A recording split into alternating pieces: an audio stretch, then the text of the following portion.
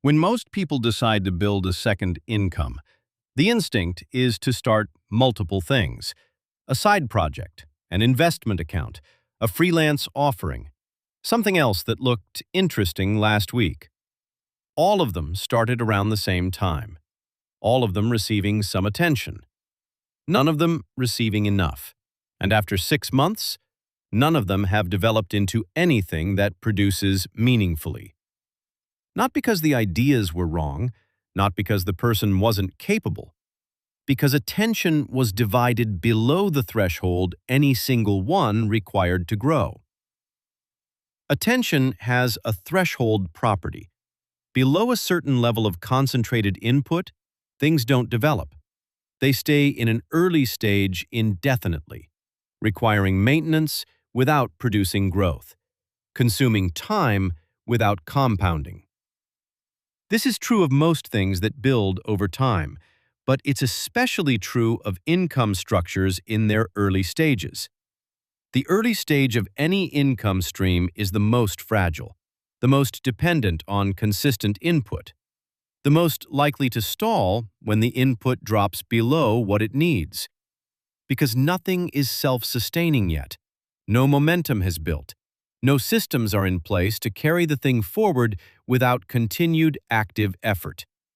It needs concentrated attention to get through the early stage and into something that begins to hold. Dividing attention across multiple early-stage streams multiplies the fragility. Each one is competing for a share of a limited resource, and the share each receives is rarely enough to move any of them past the point where they become self-sustaining. They stay early stage, indefinitely, each one requiring input to avoid collapsing, none of them receiving enough to actually develop. This is why parallel building almost always produces a collection of unfinished positions rather than a diversified income structure. The number of streams started is not the metric that matters. The number of streams that actually developed past the early stage and into something that holds. That's the metric. And parallel building consistently underperforms on that metric. There's a second cost to parallel building that's less visible. The primary income suffers. The primary income is the foundation. It's what funds the surplus that gets deployed into secondary streams. It's what covers the life while the secondary streams develop. When attention is divided across multiple early-stage secondary streams, some of that attention comes from the primary source. Not always deliberately, but inevitably. The job gets less than full presence. Performance dips slightly. Opportunities inside the primary source get missed or deprioritized. And the primary income, the foundation that everything else is built on, becomes slightly less stable in pursuit of secondary streams that aren't developing anyway. This is the core failure of parallel building. It doesn't just fail to build the secondary streams. It risks destabilizing the primary source in the process. Trading a stable foundation for a collection of unstable early-stage positions that collectively produce less than the primary source alone. That's not diversification. That's fragmentation. And fragmentation compounds differently than diversification does. It spreads vulnerability instead of reducing it, divides productive capacity instead of multiplying it, produces the appearance of building without the structural reality of it. If parallel building fails, the alternative is sequencing, one stream at a time, each one developed to a point of stability before the next one is started. It sounds slower. It feels slower. In the short term, it is slower. But sequencing produces a different outcome over a long enough horizon, and the outcome is what matters, not the pace at which it starts. What does sequencing actually look like? It starts with a single question about the primary income. Is it stable enough to fund the development of something else without being compromised? If yes, the first secondary stream can begin. Not multiple. One. The one that requires the least disruption to the primary source. The one that can be built within the existing discretionary time without compressing recovery, performance, or presence in the primary role. That stream receives concentrated attention, not divided attention, concentrated, until it develops past the early stage, until it begins to produce something consistent, until it reaches a point where it holds without requiring the same intensity of input it needed at the start. That point, when the first stream holds, is when the second stream becomes possible, not before. Because before that point, starting a second stream divides attention below the threshold the first one still needs to develop. And the first one stalls, and the second one never develops. And the result is the same as parallel building, without the clarity of having chosen it. But once the first stream holds, once it produces without requiring constant active input, it frees up attention. And that freed attention can be directed at the second stream, which develops the same way, receives concentrated input, gets through the early stage, reaches the point where it holds. And then the third becomes possible. This is how diversification actually compounds, not through adding many streams quickly, through adding one stream at a time, each one stabilized, each one freeing up capacity for the next. The total number of streams grows more slowly than parallel building attempts, but each stream is real. Each one produces. Each one is past the fragile early stage before the next one is started. And the combined output of 3 stable streams built sequentially almost always exceeds the combined output of 6 unstable streams built in parallel. Because stable compounds. Unstable doesn't.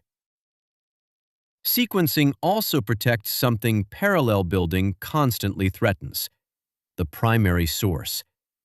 Because sequencing is explicit about priority. The primary income comes first, always. It is not compromised in pursuit of secondary streams. It is not deprioritized. It is not allowed to suffer so that something else can be started faster. Because the primary income is what makes everything else possible. It funds the surplus. It covers the life. It provides the stability from which secondary streams can be built without existential pressure. Remove that stability, and the secondary streams aren't building toward freedom. They're building under crisis. And crisis produces different decisions than stability does. Sequencing keeps the foundation intact, and an intact foundation is what makes the compounding possible. Pause for a second. If you're still listening, it's probably because this didn't feel exaggerated. That's intentional. If this way of thinking matters to you, like the video, subscribe. We'll keep going deeper. The primary income is not the enemy of secondary income development. It's the engine of it. This distinction matters because the narrative around building income streams often frames the primary income as the thing being escaped, the structure being replaced, the system being left behind. And that framing produces a mistake. It positions the primary income as something to be minimized, given less attention, less energy, less presence, in favor of whatever is being built alongside it, which destabilizes the foundation that makes the building possible. The primary income does several things that secondary streams in early development cannot. It covers the cost of life, housing, food, transportation, the baseline obligations that exist regardless of what's being built on the side. While those obligations are covered, the secondary stream can develop slowly, can survive early-stage losses, can produce inconsistently without creating a crisis. The moment the primary income becomes unable to cover those obligations, the dynamic changes entirely. Now the secondary stream isn't being built toward a position, it's being pressured to produce what the primary source can no longer provide. And that pressure changes what decisions get made, changes what risks feel acceptable, changes the timeline from long-term compounding to short-term survival. The primary income also generates the surplus. The capital deployed into secondary positions comes from somewhere. For most people in the early stages, it comes from what the primary income produces beyond what the life costs. Protect that surplus. And the secondary positions have something to build from. Compress that surplus by allowing lifestyle to expand or by destabilizing the primary income, and the secondary positions have nothing to deploy. The foundation funds the diversification, not the other way around, which means protecting the foundation is not a conservative position. It's the prerequisite for everything that comes after it. This is the part most people get wrong about the relationship between primary and secondary income. They see the primary income as a ceiling, something that limits how far they can go, something that needs to be escaped as quickly as possible. And so they underinvest in it, give it less than full presence, let performance drift while attention goes elsewhere. When in reality, a strong primary income gives more to deploy, more surplus, more stability, more time to build secondary streams without existential pressure. A high-performing primary income accelerates the development of secondary streams, not because it gets replaced faster, but because it funds them more effectively. The goal isn't to escape the primary income quickly. The goal is to build alongside it carefully until the secondary streams collectively produce enough to make the primary optional, not replaced under pressure, made optional through compounding. That's a different timeline, a slower one, but a structurally sound one. And structurally sound positions, built on a protected foundation, compound towards something real. Structurally compromised positions, built on a destabilized foundation, produce urgency, not independence. The sustainable model for stacking income streams doesn't look like hustle culture. It doesn't look like burning through every available hour in pursuit of multiple positions simultaneously. It looks slow. It looks sequential. It looks, from the outside, like someone not doing very much compared to what they intend to build. And that appearance is deceptive, because what looks slow in year 1 produces something structurally different by year 5, and by year 10, the compounding makes the early pace look completely irrelevant. The sustainable model has a clear structure. The primary income is protected, performance is maintained, surplus is generated consistently. A portion of discretionary time, small, consistent, protected, goes toward the first secondary stream. That stream receives concentrated attention until it develops past the early stage. When it holds, the second stream begins. Same pattern, concentrated attention, early stage developed through, stability reached before moving on. And the process repeats, not at the pace urgency demands, at the pace that allows each position to actually develop. What does this produce over time? Year 1, one secondary stream developing. Small, producing little, but the compounding clock has started. Year 2 or 3, that stream stabilizes, producing something consistent. The second stream begins. Year 4 or 5, 2 stable streams, combined producing meaningfully. Third stream begins. Year 7 or 8, 3 stable streams, each compounding, each producing without full active presence. The primary income becoming progressively less critical to the overall financial position. Year 10, the foundation has shifted. Not because of urgency, not because of sacrifice, because of sequence, because of consistency, because of a structure that protected each position long enough for it to compound. Most people overestimate what can be built in 1 year and underestimate what can be built in 10. The sustainable stacking model is built for the 10-year horizon, not the 1-year sprint.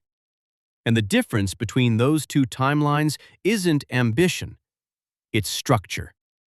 The sprint produces urgency, fragmentation, and positions that never develop past the early stage.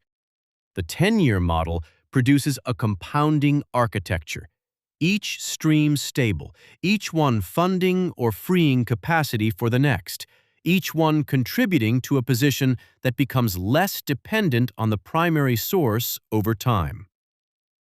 The sustainable model isn't comfortable. It requires patience in a culture that rewards urgency.